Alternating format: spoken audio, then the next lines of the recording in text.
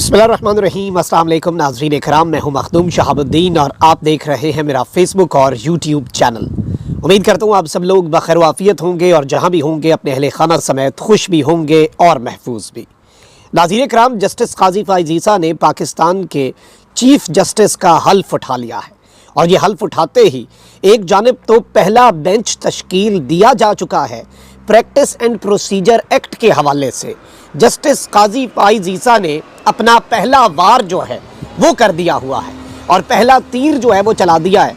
इसके साथ ही साथ जस्टिस काजी फ़ाइज़ ईसा साहब की जो तकरीब हल्फ बर्दारी थी, उस तकरीब हल्फ बर्दारी में भी पाकिस्तान के ताकतवरों को, पाकिस्तान की इस्टेब्लिशमेंट को काजी फ़ाइज़ ईसा साहब की तरफ से एक बड़ा वाज़े दो टोक पैगाम दिया गया है। और इस तरह का मैसेज इससे पहले किसी चीफ जस्टिस ने अपनी तकरीब हल्फ बर्दारी के देनी, मतलब आप कहें कि ये पहली गेंद जो है उसने ही लाइन लेंथ भी वाज़े कर दी है, उसने ही पूरा मंजरनामा भी वाज़े कर दिया है कि काजी साहब किस तरफ को जा रहे हैं। इसके साथ ही साथ पहला ही दिन जनरल बाजवा और जनरल फैज़ हमीद के नाम होने जा रहा है।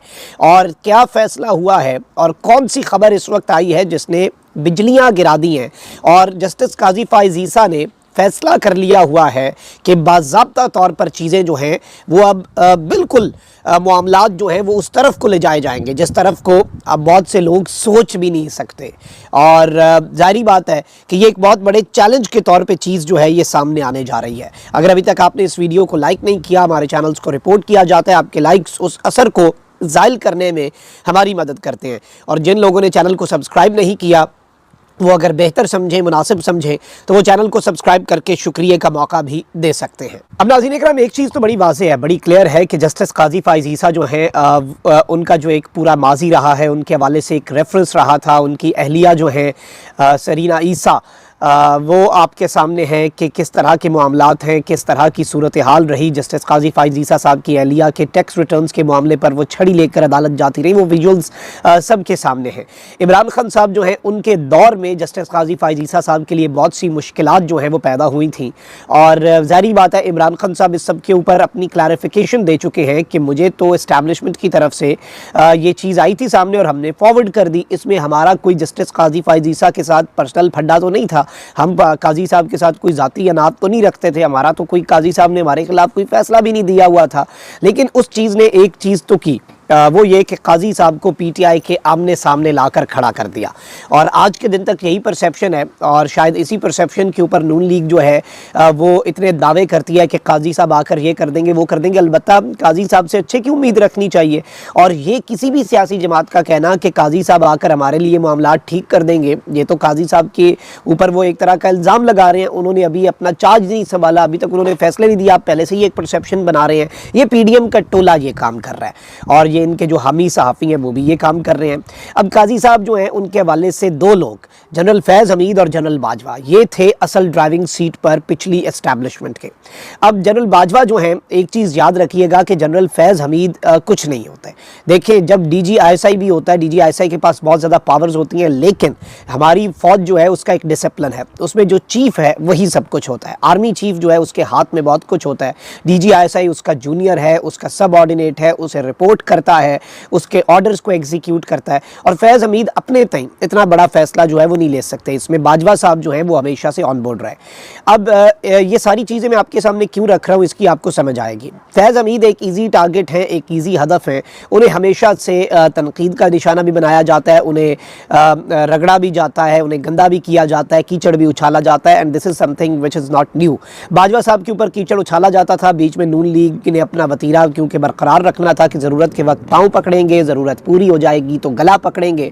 तो बाजवा साहब के बीच में पाँव पकड़े 1-1.5 साल, लेकिन दोबारा बाजवा साहब का गला पकड़ा। नवाज शरीफ साहब ने मुतालबे शुरू कर दिए कि नहीं जी, पाकिस्तान ठीक नहीं होगा उस वक्त तक जब तक बाजवा और फैज़ जो हैं इन्हें निशाने इबरत नहीं बनाया जाएगा, इन्हें सज़ाएँ नहीं दी जाएंगी, सिर्फ इन्हें बुरा भला नहीं कहना। अच्छा, उस सब के अंदर ये भी खबर आई कि ताकतवरों ने नवाज शरीफ साहब को कम्युनिकेट किया कि ज़रा हथौला रखो मियाँ साहब, अब तो चले मियाँ साहब को अपनी पड़ गई है ना, अब तो सबको अपने अपने लाले पड़ चुके हैं। लेकिन बाजवा साहब के वाले से एक चीज़ सामने आई थी जब बाजवा साहब गए और जनरल आसिम मुनीर साहब आए, तो उस वक्त जनरल कमर जावेद बाजवा जो हैं उन्हें जनरल आसिम मुनीर साहब ने अपने साथ बिठाया था शोधा की तकरीब में, और उस वक्त नून लीग के आमी साफ़ियों ने बहुत कहा कि ये क्लियर मैसेज है इमरान खान के लिए, जो फलानी बात करता है, ये करता है, वो करता है। लेकिन देखें वो मैसेज जो है वो सबके लिए होता है। अगर हालिया सिचुएशन में 2 हफ्ते पहले देखें तो वो मैसेज फिर नवाज शरीफ साहब के लिए भी था कि इदारा साथ खड़ा है अपने चीफ के।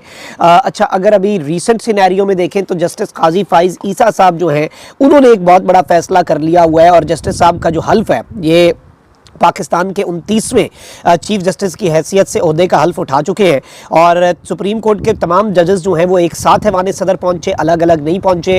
यूनिटी का मुजाहरा करते हुए जहां सदर पाकिस्तान ने जस्टिस काजी फाइज ईसा से उनके ओहदे का हल्फ लिया। इस हल्फ बरदारी की तकरीब में निगरान वज़ीर आज़म, 4 सूबाई governors, army chief general Asim Munir समेत वफाकी वज़रा और वकला की एक बड़ी तादाद जो है वो भी शरीक हुई। और जस्टिस काजी फाइज ईसा जो है उनका एक बहुत बड़ा जो करियर है उनका दौर बड़ा मुख्तसर होने जा रहा है, और बहुत मुख्तसर दौर है। 25 अक्टूबर 2024 को इन्होंने ओहदे से रिटायर हो जाना है, यानी कि औखा सौखा काजी साहब के पास 1 साल या फिर टोटल अगर एग्जैक्ट आप कह लें कि 13 महीने और तकरीबन 7-8 दिन हैं काजी फाइज ईसा साहब के पास अपने इस ओहदे पर बराजमान रहने के लिए। काजी फाइज ईसा साहब के हवाले से ये चीज़ सामने आ रही थी कि उनका इख्तलाफ था जो वो प्रैक्टिस एंड प्रोसीजर एक्ट, और उसके तहत आपको पता है कि सुप्रीम कोर्ट के अंदर आज खुद भी 3 टॉप मोस्ट जजेस ने लेना है और बेंचेस भी उन्होंने बनाने हैं। तो काजी साहब इस चीज़ को नहीं मानते थे, वो बड़े अरसे से केसेस से अलग थे। चीफ जस्टिस ने उन्हें एक केस में डालने की कोशिश की, ऑफिशियल सीक्रेट एक्ट और आर्मी एक्ट वाले में। काजी साहब उससे ये एहतजाज करके निकल आए कि ये बेंच ही उनके नज़दीक आईनी नहीं था। अब नौ मुंतखब चीफ जस्टिस पाकिस्तान काजी फाइज ईसा ने ओहदे का हल्फ उठाने के बाद समाअत के लिए पहला बेंच जो है वो तश्कील दे दिया है। एतवार के दिन ही बड़ा खड़ाक किया है। जस्टिस काजी फाइज ईसा ने गुज़श्ता कई माह से ये मौक़िफ़ इख्तियार कर रखा था कि जब तक supreme court practice and procedure act का फैसला नहीं होता वो किसी भी बेंच का हिस्सा नहीं बनेंगे, और उन्होंने इस बात का इजहार मिलिट्री कोर्ट से मुतल्लिक केस के बेंच से अलहदा होते वक्त भी किया था। अब उन्होंने आज अपने ओहदे का हल्फ उठाने के बाद समाअत के लिए पहला बेंच तश्कील दे दिया है, जिसकी समाअत कल होनी है। चीफ जस्टिस काजी फाइज ईसा ने supreme court practice and procedure case की समाअत के लिए फुल कोर्ट बेंच तश्कील दे दिया है, जो कल बरोज पीर केस की समाअत करेगा। और इस सब के अंदर supreme court practice and procedure act chief justice Pakistan के इख्तियारात से मुतल्लिक है, जिसे पार्लियामेंट से मंजूर किया गया था। ताहम साबिक चीफ जस्टिस की सरबराही में 8 रुकनी लार्जर बेंच ने प्रैक्टिस एंड प्रोसीजर एक्ट पर हुक्म इम्तना दिया था, यानी कि इस एक्ट के ऊपर उनकी तरफ से स्टे ऑर्डर दे दिया गया था और इस पर अमल दरामद नहीं हो रहा था। बहुत से लोग ये बात कर रहे हैं कि जस्टिस काजी फाइज ईसा साहब जो हैं वो इसे अगर रिवर्स कर देते हैं तो क्या पिछले तमाम तर फैसले भी रिवर्स हो जाएंगे। ये बहुत से सवालात हैं जो अपनी जगह पर खड़े हैं। अच्छा, इसके साथ ही साथ आज जस्टिस काजी फाइज ईसा ने एक नए विजुअल्स हमने देखे, मुनफरिद थे। सदर होते हैं खड़े हुए और साथ आपको पता है कि चीफ जस्टिस, तो आज चीफ जस्टिस के साथ जो है उनकी अहलिया भी खड़ी थी, और जो जस्टिस काजी फाइज ईसा की अहलिया है बेगम सरीना ईसा, उनके हवाले से ये कहा जा रहा है कि जस्टिस साहब ने आज एक बड़ा क्लियर मैसेज दिया इस तस्वीर से। उन तमाम तर तस्वीरों का मैसेज है, और जारी बात है मैं बाजवा फैज़ नहीं कहूँगा, मैं उस वक्त की जो एस्टैब्लिशमेंट है उसे ये मैसेज है गालिबन कि आपने इस तरह से जब मेरी अहलिया को अदालतों के चक्कर लगवाए, छड़ी हाथ में होती थी, वालिद की वफ़ात के बावजूद उन्हें अपने टैक्स रिटर्न्स के लिए अदालत आना पड़ता था और ये सब कुछ हुआ। और इस सब के अंदर हम जो भी आप देखें, इस सब में जो इंपॉर्टेंट चीज़ है नाज़रीन इकराम जो समझने वाली है कि आज जस्टिस काजी फाइज ईसा साहब ने ये बड़ा क्लियर मैसेज दिया। और इस सब के अंदर ऑब्वियसली कहने वाले तो ये कह रहे हैं कि ये मैसेज इमरान खान साहब के लिए भी है, और उनका जो अब फैसला है नया, एक और फैसला ये प्रैक्टिस एंड प्रोसीजर एक्ट के बाद जो अब वो करेंगे वो भी इमरान खान साहब के लिए। लेकिन आई डोंट थिंक कि वो इमरान खान साहब के लिए होगा। ऑब्वियसली जब भी फैज़ बाजवा की बात आती है, स्पेशली फैज़, तो इमरान खान साहब को साथ नथी ज़रूर किया जाता है, लेकिन इसमें मामला इतना सादा नहीं है। अच्छा, इस सब के अंदर जो जस्टिस काजी फाइज ईसा साहब जो हैं उन्होंने आज जो अपनी अहलिया को साथ खड़े करके एक बड़ा क्लियर मैसेज दिया है हल्फ उठाते हुए कि आपने ये किया, आप देखें अल्लाह ताला ने हमें ये मकाम दे दिया। दर हकीकत ये इंतकाम है उन सब से जिन्होंने चाहे गलत या दुरुस्त, वो एक अलग चीज़ है, गलत या दुरुस्त, काजी साहब और उनकी अहलिया को अदालतों की जिन्होंने वॉक करवाई, this is a clear message to them.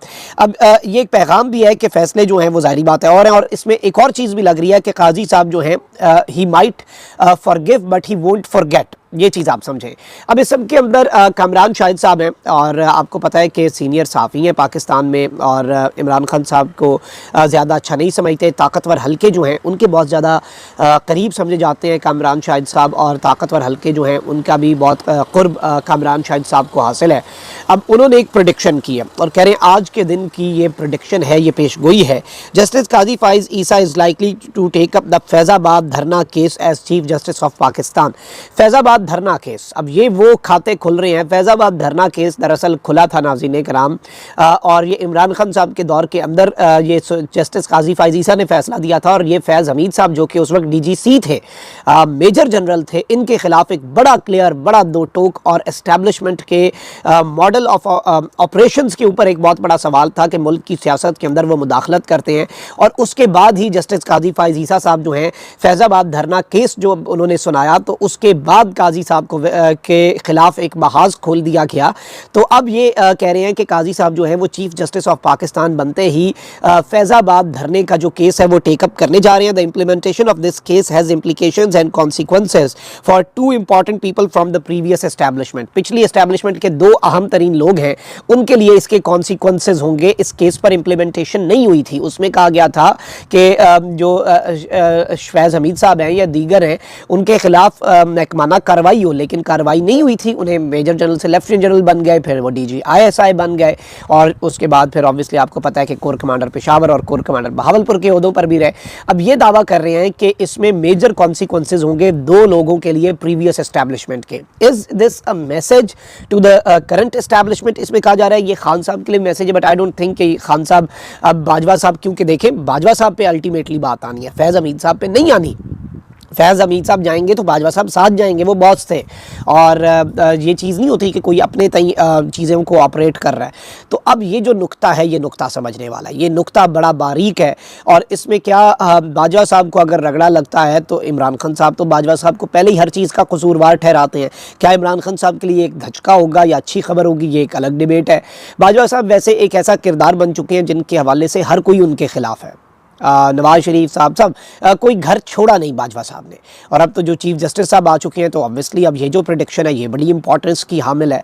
Let's see how things unfold, मामला कहाँ पर जाकर रुकता है। लेकिन ये सूरत हाल इतनी भी सादा नहीं लग रही जितनी सादा है, और ये मैसेजिंग कहाँ पर हो रही है, जस्टिस काजी फाइज ईसा साहब किसे मैसेज देना चाह रहे हैं, और कहीं ये तो नहीं कि ये उन्हें मैसेज दे के अगर ऐसा होता है और इनकी प्रेडिक्शन पर हम यकीन कर लेते हैं और ये होता है, तो ये मैसेज क्या प्रीवियस एस्टैब्लिशमेंट को है या करंट एस्टैब्लिशमेंट को या किसी पोलिटिकल एलीट को, ये आने वाला वक्त बताएगा। अपना बहुत ख्याल रखिए। अल्लाह निगहबान पाकिस्तान।